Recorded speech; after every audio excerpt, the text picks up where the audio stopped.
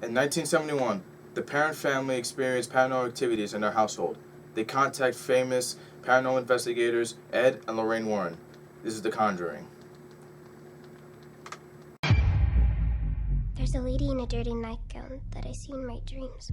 She's standing in front of my mom's bed.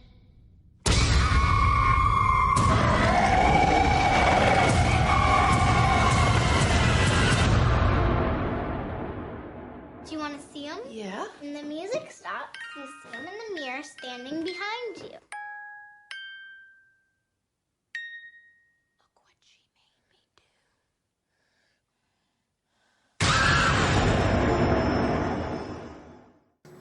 do. Welcome to the Budget Review. As always, I'm your host Kenny, and I'm joined by my panel of Steve, Julian, and Nick, who are back from watching The Conjuring, which is a new horror movie directed by James Wan. Let's jump right in and ask a very simple, very vague question of how do you feel about the plot, Julian? Most people say that this movie was good. I really thought that, in the beginning, it would get a little slow at times, but then I enjoyed how they showed, well, I don't want to get into spoilers a lot, but they went into the point. So they really showed what the Warrens do and what they do for a living.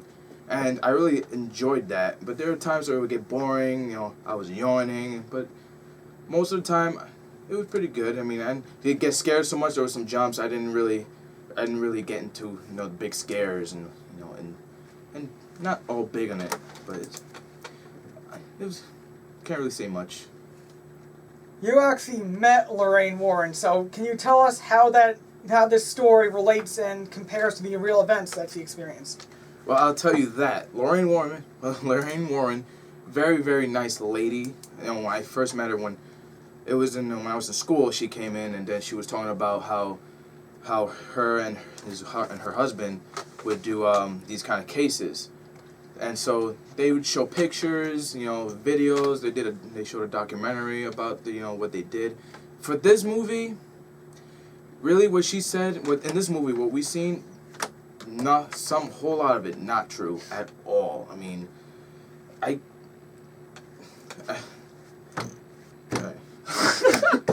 Lorraine Warren in college. So when she was coming in, she was visiting, to tell stories. And for those of you who don't know, Ed Warren's not, he's not alive. But Lorraine Warren, she explained, different cases, like including this one where we saw it was the Parent family. She didn't really bring up as much, but this movie and the true stories, the true events did happen, but not a whole lot of it.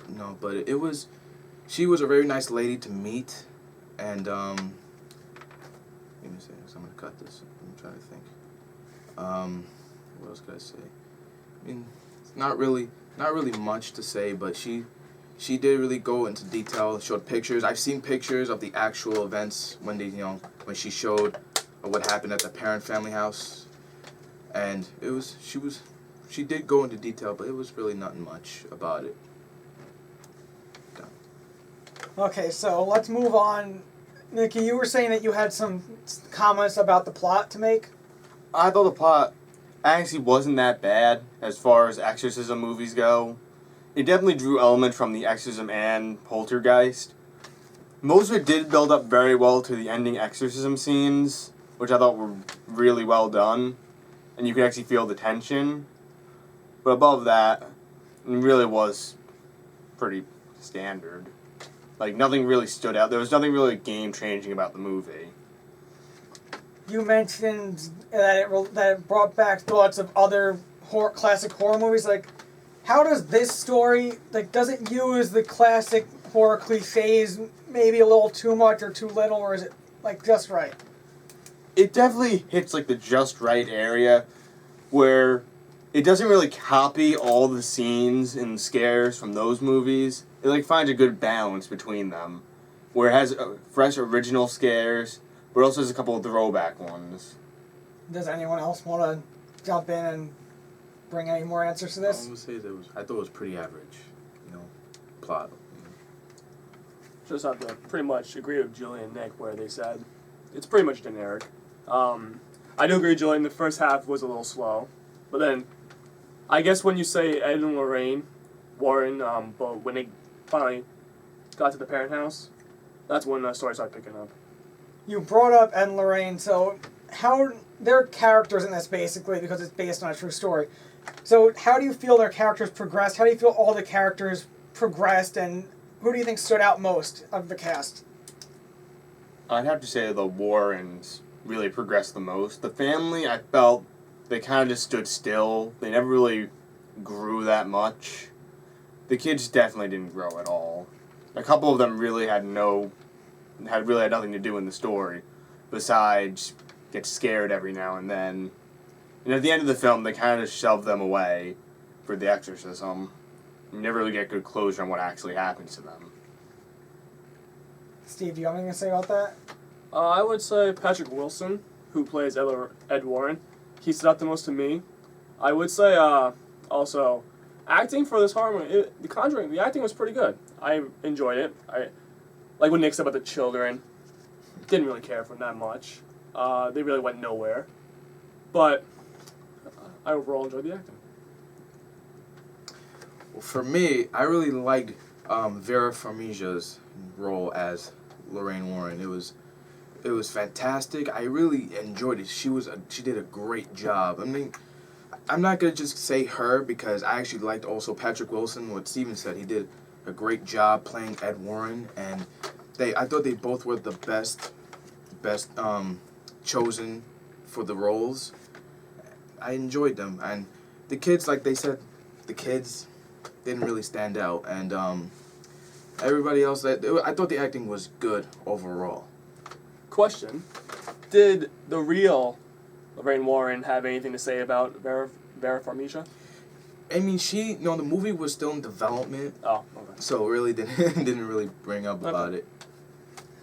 So, Julian, you're saying that you think Vera Farmiga did a good job representing Lorraine Warren? Oh, of course, she did. She did a great job.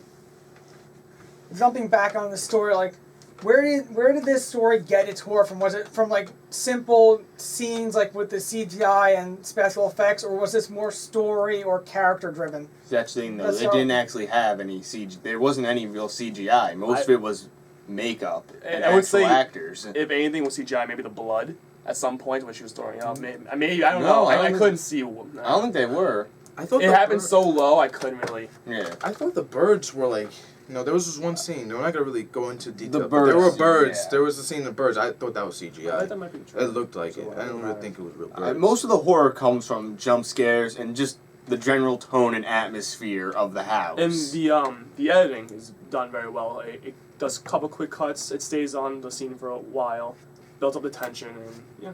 You actually mentioned my next question. It's like, did it rely on CGI or traditional effects, and do you think that helped the horror any more than CGI would?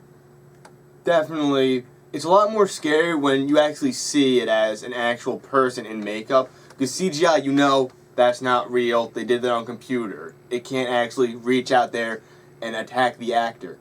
An actual person, there's an actual threat and that's real. And definitely the horror was aided by the fact that it had a very good dark brown color scheme in the house going. Now I have a question for each of you. We'll just go down the line, starting with Nick. Do you think that this deserved an R rating? I really don't think. I don't think it was any worse than, like, for example, Insidious was. It wasn't really any worse than that. So it really could have went by with a PG-13 rating. Oh, well, I'm going to agree with Nick because not really. I mean, James Wan, yeah, I know. But, Oh, I thought you were pronouncing it. no, I was trying to go. I was trying to sorry. get into it, but I'm gonna cut this part. But then, I'm gonna agree with Nick because there are a lot of younger viewers. Like PG-13, I felt it would be very, very fine for this film. R rating, I think, is too much. There's not really much that R rated that is in this movie. It's not really much that shows that to deserve that rating. I think PG-13 it fits very, very well with the movie, but R rated. Yeah, it is pretty much similar to Insidious in a lot of ways. And obviously that's because the director, James Wan, directed Insidious, and he's directing Insidious Chapter 2. which I'm looking forward to. But there wasn't. I don't think there was any curse words, was it? No, there was like one or two. Honestly, I know they'll give it PG-13 rating if there's a couple. Either way. it probably was just because of I- the story of why it's haunted and maybe the blood. I'm not sure if it's true. I thought I read the reason it was rated R because how scary it was. But since we weren't really that scared from it, us three, I mean, I guess from us, it just seems like a PG-13 movie. Yeah, it's a Maybe some people that are startled more easier than us. Maybe Maybe people haven't seen as many of these kind of movies before. Yeah. I mean, I'm pretty sure a whole lot of people will think this is PG-13. I'll be honest. When I bought the ticket, she asked me for my ID. I was a little caught off guard. As much as I was, I didn't know this was rated R. We usually never really get asked for ID as much. But no, for this movie, I actually thought it was PG-13 at first. But I too thought it was PG-13. I was surprised that you even Well, mentioned it me was and R. Steve knew it was R. No, I didn't. I I think maybe I thought- saw it a couple times, but in my mindset going in, I just didn't I remember. remember I it usually being always show my ID first, but I just had my ID away. Usually before we go see the movie, I do some reason. I looked and it was R for the same reason you mentioned. They said, I remember reading, they said that it's R and they really couldn't change anything to make it PG-13. They just thought the tone, it was too scary, and that I was mean, I guess it the could be wrong. reason. There wasn't a lot of blood. There wasn't that much It's really- blood either. So In the exorcism really- scene, there was I that was the Oh. blood. I just thought it wasn't that I- scary. I mean, that whole crowd was like, ooh, ah, my God. You know, Julian. You know, Julian. We know you're tough. We It know was- you're not scared of anything. he was holding my arm during the movie. That's ridiculous. I have a couple scratches. I saw him Don't look go away. there. I saw him do this a couple times. Whoa, whoa, whoa. Joy, I was like, Joy, Whoa. it's alright. Everybody's got to calm down here. But as I was saying, it wasn't as... I just really felt it wasn't as scary. I just didn't feel it was as creepy as I am as most horror movies. That's all I'm saying. You all mentioned James Wan, and even Steve, you mentioned Insidious Chapter 2, which is coming out in September. I don't know exactly. I think it's... I believe it's late It is- September. it is September, I don't I know don't the remember date. exact date either, but how does this movie, also directed by James Wan, make you feel like, does it excite you more about Insidious 2, or does it make you feel a little bit less excited about it? Steve, since you mentioned it. Thank you for giving me the throne. For Insidious 2, just from the trailer alone, I think it looked a lot better from the first one. It had the creepy little music, the little, I guess, what was it, the little ghost kid from the first one was dancing to. Yeah. You guys, I That don't little kid want in the to. film. Yeah, I forgot what. Rory. No, what? Hello, I'm Rory. No, don't listen to him. He has no idea what he's talking about right now. But who saw Insidious, the first one, and the little ghost kid that was dancing in the with the music, and when they moved to the new house. When they played that song in the trailer for Chapter 2, I got goosebumps. I was like, yeah, we're going back. And I like to see how it's gonna get picked up from the first one. After, if you saw it at the end, you know what I'm talking about. How they're gonna kind of cover those tracks. Let's take a tiptoe to the tulip to see if anyone else has any answer about Insidious 2. I feel like it's not going to be as good as the original. I feel like it's going to be more... It's going to like gear more towards the second half of Insidious. Where it's not as serious. It's not going to be as scary as the first half was. I feel like it's going to be more like that. Julian, any thoughts? I mean, I've really been waiting for Insidious 2 ever since they announced it. But, you know, watching Conjuring, you know, James Wan did a pretty good, you know, he did a pretty good job directing this movie, I'll tell you that. I did enjoy Insidious 1, but I can't wait for Insidious 2 because of Insidious 1. To see what they're going to go, how they're going to continue this. Speaking of sequels, there's going to be a sequel to The Conjuring, and do any of you have any comment on that? Well, yeah, actually. When they said, I'm not gonna say it actually, but they did make a little reference To another case. Yeah, A to another big case. one. I'll leave it at A that. big one. We all know what it is. No. It should be interesting, but yeah, they did they did say it's a big case, and which definitely would lead to the second one. I actually would be interested in it. Yeah, I am interested too how it's gonna go to a different case. Like it's not gonna just pick up in The Conjuring. Like how would that make sense to Conjuring 2? Just name the sequel, the title of that case. And like I said, I'll pick up. So I as long as James Wan's with it, he's directing it, I'm okay with it. I'm good. I'm curious to see where they're going to go with this. I feel like they're not going to go to the obvious case. I feel like they're going to try and go to a lesser known case that no one really knows about. Like I said, James Wan is directing it. Anything's I'm in. possible. As long as he If is. you believe in James Wan. Yeah, Patrick Wilson. All right, let's try and wrap it up here. I'm going to go down the line, starting with Steve this time, and I just want some final thoughts on this movie, your rating, and do you believe in ghosts? Steve, take it away. I rate this movie 3.5 out of 5. Do I believe in ghosts? Yes, actually I do. For me, 3 out of 5.